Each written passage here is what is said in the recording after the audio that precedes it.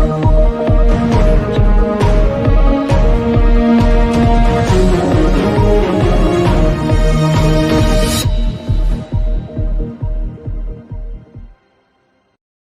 Minister Nongthombam Biren Luchingba Ani Subatam ki BJP na lengak pairak pagi chahi ama mapung farak pagi thauram ngasi Manipur lengak na sinduna Senapati Public Ground da pangthokibaga loinana Chief Minister Nongthombam Biren na Lupa Crore chani kunmari lak yankai ki project marifutara manga Sanggakhre amadi Lupa Crore humpudra taruk ki project tara taret amasu Urep Uyung Tamkhre Thauram ki mangoi nana Senapati Mini Secretariat ta Cabinet mifam pangthoktuna Laibag asigi yaifa thaurang singsu khanakibaga loinana mifam aduda One Family One Livelihood ki matangda beneficiary singda Lupa lak tara ki sentang pinaba ayaba peki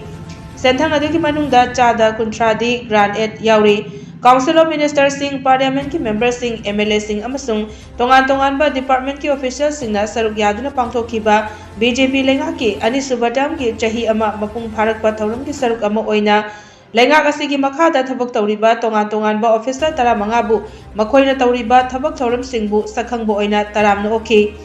masiga loinana State of the State survey da Manipur na bai pak na Mana Fangkiba du Gidamak Director ITN Deben Busu Appreciation Certificate Piduna Ikai Kumna Butki.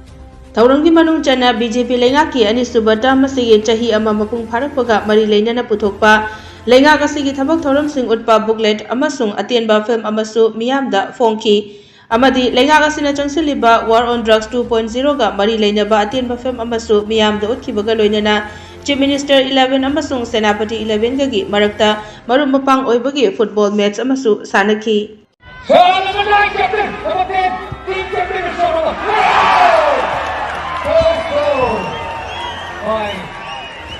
None other than team captain. Thauram ka mari leinana Chief Minister Nongthombam Biren na haikibada lenga kasina miyam gi yaifa thauram ki thabak paikhatnaba lepa leitana hotnari Manipur bu chawkhat maikaida pukhat pahaibasi lenga kasigi lengdraba pandamni maramaduna lenga kasina paikhaliba thabak thauram singda miyam nasu mateng pangbiyu haiki Mahakna makata na hai Senapati District ta handak nauna Sanggakhiba 7A side football turf ground amasung tongan ba sanabung kaya semgatliba asi Loiraglabadi Senapati Asesu Sports Kit District ama oigadawribani haiki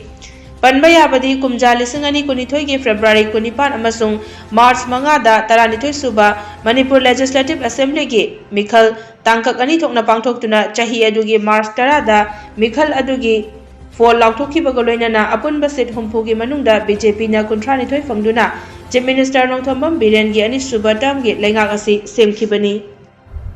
Aikoi na ngasi paikhat chariba paikhat kadoriba thabak mayam ngasi sidaida sangariba mayam se crore kya gino punna 96 project ni inauguration tawrise crore chani ga kungamari gi aduga foundation stone tawrisna project tara ga tare ni 76 crore gi ngasi BJP 2 ona sahi pharak pagi sidaida sangariba crore chani ga kunmari Jatra Holiba Crore Humgudra Punna 300 crore gi project na ikhoina tawjarise haiba masi puna mangamisi karigino haiba kanda adugumba Delhi da laibiriba ki honorable prime minister Narendra Modi ji aduki matik Northeast bu care toba Manipur bu care toba lairiba party ki leader sing home minister oibiriba Amit Shah ji Wangang Kudingi function Kudingi Manipur Pandana Tokte Honorable Prime Minister Narendra Modi ji Wahi Kudingi Thabak Kudingi Ma Manipur Pandana Tokte Karigi Manipur da Laiba change Santi Bharatiya Janata Party ki Honorable Prime Minister Narendra Modi ji Hek Lakpadagi Manipur da Ban Lairamba Blockade Lairamba Aikhoi Masen ki Marakta Lairamba misunderstanding Loina Mang Rakanda Ngasidi Kaya ada nungsi na iko'y lamine yabese masima ko'y ado kimating harawe aran ba toroy yaning ngay prajagi fanan na bugidam ko'y hona gani hujik su nga sige cabinet ta yam na maruay ba pot kare ko'y lawi senapati ki praja sing su kana ba lobiyo yam maruay ba ko'y nga si lawri si kayo kanda yumthong kuding Manipur da layar ba yumthong kuding da livelihood amamam piba Mama gi hinna na bagi sentok leba each and every household ꯌꯨꯝꯊꯣꯡ ꯈꯨꯗꯤꯡꯗ ꯃꯥꯒꯤ ꯍꯤꯡꯅꯅꯕꯒꯤ ꯊꯕꯛ ꯑꯃ ꯄꯤꯅꯅꯕꯒꯤ scheme ꯑꯃ ꯑꯩꯈꯣꯏꯅ ꯑꯩꯈꯣꯏꯒꯤ ꯁꯔꯀꯥꯔꯁꯦ ꯍꯦꯛ ꯂꯥꯛꯄꯒ ꯂꯧꯊꯣꯛꯈꯤꯕꯅꯤ ꯃꯗꯨꯒꯤ ꯁꯕ ꯗꯤꯕꯤꯖꯅꯦꯜ ꯑꯣꯐꯤꯁꯥꯔ ꯂꯣꯏꯅ ꯍꯥꯞꯄꯒ ꯂꯩꯈ꯭ꯔꯕꯅꯤ ꯃꯗꯨꯒꯤ ꯃꯈꯥꯗ ꯃꯗꯨ ꯏꯝꯄ꯭ꯂꯤꯃꯦꯟ ꯇꯧꯕ ꯌꯥꯅꯅꯕ ꯉꯁꯤ ꯑꯩꯈꯣꯏ ꯔꯦꯛꯇꯤꯐꯥꯏ ꯇꯧꯔꯀꯥꯟꯗ ꯏꯃꯨꯡ ꯑꯃꯗ ꯀꯅꯥꯒꯨꯝꯕ X ꯅꯠꯇ꯭ꯔꯒ Y ꯑꯃꯅ ꯑꯩꯒꯤ ꯍꯤꯡꯅꯅꯕ ꯏꯃꯨꯡꯒꯤ ꯄꯩꯁꯥ ꯇꯥꯟꯒꯦꯅꯦ ꯀꯔꯕꯥꯔ ꯃꯆꯥ ꯑꯃ ꯇꯧꯒꯦꯅꯦ ꯍꯥꯏꯕꯗ 10 lakhs ꯐꯥꯎꯕꯒꯤ ꯃꯥ ꯂꯥꯏꯔꯤꯛ ꯍꯩꯕ ꯌꯥꯏ ꯍꯩꯇꯕ ꯌꯥꯏ ꯅꯨꯄꯤ ꯑꯣꯏꯕ ꯌꯥꯏ ꯅꯨꯄꯥ ꯑꯣꯏꯕ ꯌꯥꯏ ꯆꯍꯤꯁꯨ ꯆꯍꯤ 65 ꯐꯥꯎꯕꯒꯤ ꯃꯅꯨꯡꯗ ꯂꯩꯕꯁꯤꯡꯅ ꯂꯨꯄꯥ lakh 10ꯒꯤ ꯂꯣꯟ ꯂꯧꯕ ꯌꯥꯒꯅꯤ